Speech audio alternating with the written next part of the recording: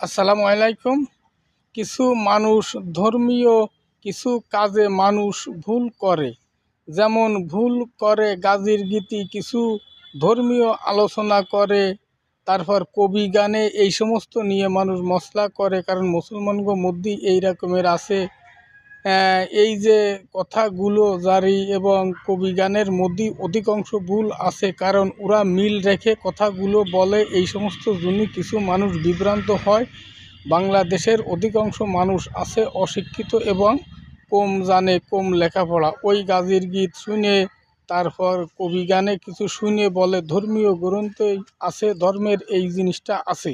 আমি তাকে পরামর্শ দিই এই সমস্ত জিনিস শুনে জানি দেখে আপনারা কোনো সময় কোনো মশলার সাথে জড়াবেন না, কারণ এখানে অত্যন্ত ভুল আছে, বহুত ভুল কথা আছে, মিলানোর জন্যই, মিল রাখার জন্যই এই কথাগুলো বলে।